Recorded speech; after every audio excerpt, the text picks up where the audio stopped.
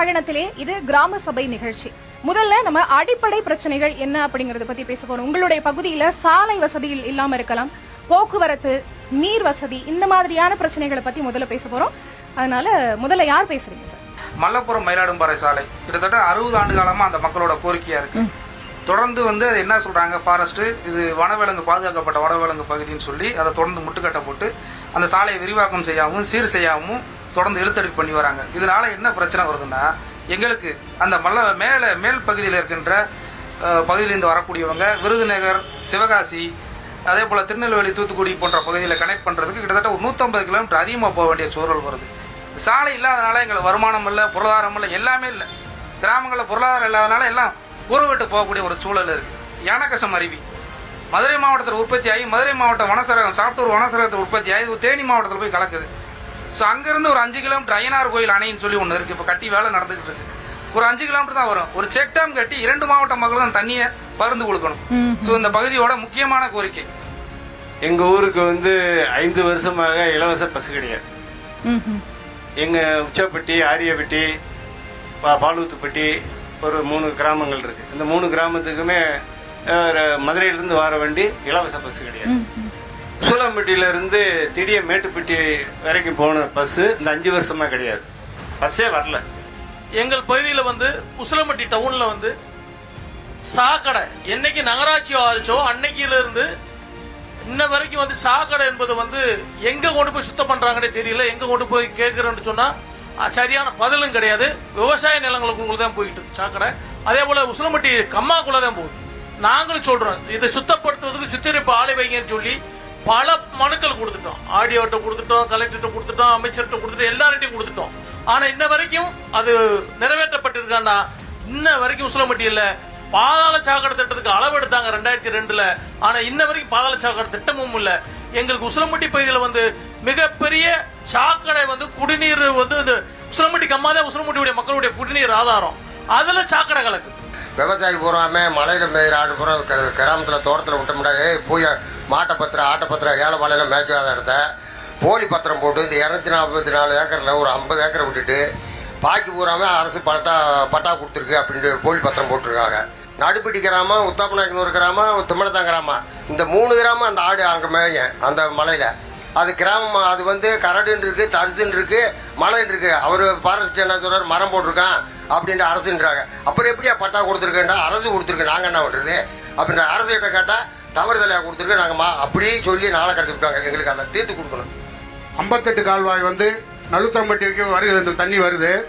எங்க ஊர்ல வல்லரசு இருக்கிறப்ப எங்க ஊர்ல மானுத்து, சோதிநாயக்கனூர், பள்ளிக்கொண்டம் 3 ஊருக்கும் கேட்டிருந்தா வல்லரசுன்னு சொல்லி இருந்தாரு. அது மறுபடியும் நாங்க கலெக்டர் ஆஃபீஸ்ல மனு கொடுத்தோம். மனு கொடுத்து எல்லாம் பண்ண பின்னாடி ஒரு தடவை ஆய்வு பண்ணாங்க. 2வது சர்வே பண்ணியிருக்காங்க. அதை எங்களுக்கு அந்த எங்க 3 கிராமத்துக்கும் தண்ணியை கொண்டு வருமாறு வருகின்ற அரசுக்கு கோரிக்கை வைக்கிறோம். இந்த கழிப்பிடம் எல்லாருக்குமே ஒரு முக்கியமான ஒரு தேவை. பாதுகாப்பு இல்ல, ஒவ்வொரு வீட்லயும் அமைக்கலாட்டியும் பரவாயில்லை. அந்த கிராமத்துக்கு ஒரு பொது கழிப்பிடம் அமைச்சிருந்தா ரொம்ப நல்லா இருக்கும், ஒரு பாதுகாப்பாவும் இருக்கும். இந்த கோரிக்கையை கண்டிப்பா நிறைவேற்றினா பெண்கள் எல்லாருமே மகிழ்ச்சி அடைவாங்க. அதாவது துளுக்குநாயகி பஞ்சாயத்து, வண்டாயிரம் பஞ்சாயத்துல டேராபாறை அணைக்கட்டு திட்டம் 1976 ஆரம்பிக்கப்பட்டது. அந்த திட்டம் ஆரம்பிச்சதுலேருந்து இதுவரைக்கும் எந்த ஒரு நடவடிக்கை எடுக்கல. அதில் பார்த்தீங்கன்னா சதுரி மேற்கு தொடர்ச்சி மலை அடிவாரத்தில் ஒரு 4 நீர்வரத்து இருக்கு. கோட்டமலை ஆறு, ஏத்துக்குமா ஆறு, கன்னிமார் கோவில் ஆறு, இந்த கோயில் அந்த பீனாத்தி ஆறுன்னு ஒரு ஆறு இருக்கு. இந்த ஆறுலாம் இணைச்சு அந்த ஒரு டேம் கட்டிட்டா அந்த ஏரியாவில் குடிநீர் தட்டுப்பாடு எதுவும் வராது. வைகை டேமில் 71 அடி நிரம்பனவுடன் இங்க இருக்க திருமங்கலம் பிரதான கால்வாய்க்கும் சரி, 58 கிராம கால்வாய்க்கும் சரி தண்ணி விடுவதில்லை, நேராக கடலுக்கு திறந்து விடுகிறார்கள். அந்த வைகை டேமின் உப டேம் ஒன்று கட்ட வேண்டும். அங்க உப டேமில் நெப்புன பின்னாடிதான் நீங்க கடலுக்கு திறக்க வேண்டும். அந்த தண்ணி எங்களுக்கு வந்தாலே மிகப்பெரிய ஒரு விவசாய பூமியாக இந்த வரைக்கும் சாட்டூர் எல்மலை வரைக்கும் தண்ணி போகும். உசிலம்பட்டியில் ஒரு மகளிர் கல்லூரி கம்மாயில நீர்வரத்து ஓடை ஆக்கிரமிக்கப்பட்டது. அது கிட்டத்தட்ட 45 வருஷமா போராடி பார்க்கிறேன். அதுக்கான வழிமுறையே கிடைக்கல, இது வரைக்கும் கிடைக்கல. ஒரு அசும நதி ஆற்றங்கரையில் அமைந்துள்ள ஒரு மின் மயானம், உசிலம்பட்டி மின் மயானத்தை குப்பை கிடங்காக மாற்றி பெரிய மலை போல் குப்பைகளை குவித்து தீய போட்டு எரிச்சிடுறாங்க. நாங்க 2-3 முறை புகார் அளித்து தீயணைப்பு நிலையத்துக்கு வந்து புகார் அளித்து அவங்களை கூட்டு போய் நாங்களே அணைச்சோம் கிராம பொதுமக்கள். ஏன்னா அதை சார்ந்து அந்த பண்ணைப்பட்டி, வளையப்பட்டி, கவண்டப்பட்டி 3 கிராமங்கள் இருக்கு. இப்ப எங்க ஊர்ல ஒரு சிறு குழந்தைக்கு புற்றுநோய் வந்துருச்சு. அதை தாண்டி அவங்க அம்மாவுக்கு, அவங்க அப்பத்தாவுக்கு வந்து புற்றுநோய் வந்து இறந்துட்டாங்க. இப்ப ஒருத்தங்களுக்கு வந்து பாதிக்கப்பட்டு மருத்துவம் செய்துட்டு இருக்காங்க. இங்க இருந்து கரெக்டா ஒரு 2-3 கிலோமீட்டருக்கு அப்படியே அந்த புகை மண்டலமா இருக்கும். அந்த போக ரோட்ல அனுக்குள்ள பெட்ரோல் பங்க் இருக்கு. அந்த ரோடு, பண்ணைப்பட்டி கிராமம் இதெல்லாமே புகை மண்டலமா இருக்கு. இது நிரந்தர தீர்வு காணணும்ன்றதுதான் எங்களுடைய முழு கோரிக்கையா இருக்கு. எங்களுக்கு வந்து அசோம நதின்ற ஒரு டேம் கட்டினாங்க. அது கட்டினதுல இருந்து வாரூர்னி, போத்தம்பட்டி, உசிலம்பட்டி, நழுத்தம்பட்டி, மாதரா, கட்டாம்பட்டி இப்படி கண்மாய்கள் பூராமே நிறையல. அது அந்த டேம் கட்டினதுல இருந்து நிறையல. அதனால எங்களுக்கு அந்த அசோம நதி டேம்ல ஒரு சற்று வச்சுட்டு வெள்ள தண்ணியை வந்து இங்கிட்டு கீழே இருக்க பகுதி, கீழ்ப்பகுதி கண்மாய்கள் பூரா கொஞ்சம் தண்ணி வந்த பிறகு அது பிறகு அந்த சற்றை போட்டாங்கன்னா, அசோம நதி டேம்ல சற்று போட்டாங்கன்னா நல்லா இருக்கும். அந்த சற்று அவங்க சற்று எல்லாம் முழுசா அடைச்சதுனால இந்த கீழ்ப்பகுதி எந்த கிராம கண்மாய்க்குமே தண்ணி வரமாடுது. செப்டம்பர் 15ஆம் தேதி பேரறிஞர் அண்ணா பிறந்த நாள் அன்னைக்கு எங்களுக்கு தண்ணி திறந்து விடணும். ஆனா திறந்த பின்னாடி வந்து அந்த கால்வாயை தூர் வாடுறாங்க. தண்ணி வந்துட்டு இருக்கும் போது, தண்ணி வர்றதுக்கு முன்னாடியே தூர் வாரினா தான் எந்த இடத்துல மேடு பள்ளம் என்னன்னு தெரியும்.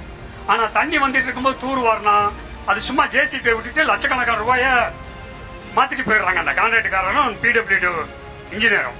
அது போக கடைமடை பகுதி எங்க ஊரு செல்லம்பட்டி கருமாத்தோட அந்த திருமங்கலம் பிரதான கால்வாய் முடியுது. கடைமடையிலிருந்து ஏறக்குறைய நாட்டாவட்டி வரைக்கும் அந்த ஆத்து கரையை பூரா 2 பக்கம் ஆக்கிரமிப்பிட்டாங்க எல்லாருமே. இதுக்கு பொதுப்பணித்துறை அதிகாரிகள் துணையா இருக்காங்க. செல்லம்பட்டி வந்து ஒரு பெரிய ஊராட்சியா இருக்கு. 7000 ஓட்டு எங்க கோயிலாங்குளம் பஞ்சாயத்து. இதை பல முறை பிரிக்க சொல்லிட்டோம். 7000 ஓட்டுன்னும் போது அந்த பகுதிகளுக்கு அடிப்படை வசதிகள் செய்ய முடியல.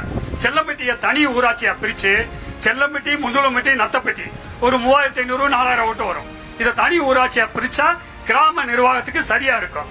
எங்க ஊர் சீலநாயக்கம்பட்டி பஞ்சாயத்துல இருந்து முட்டநொத்து குருநாதர் சாமி வழியாக மலைக்கு போற வழியே 20 வருஷங்களாக அடைபட்டு கிடக்கு. அந்த பாதையை தூந்து போச்சு, பாதையே இல்ல.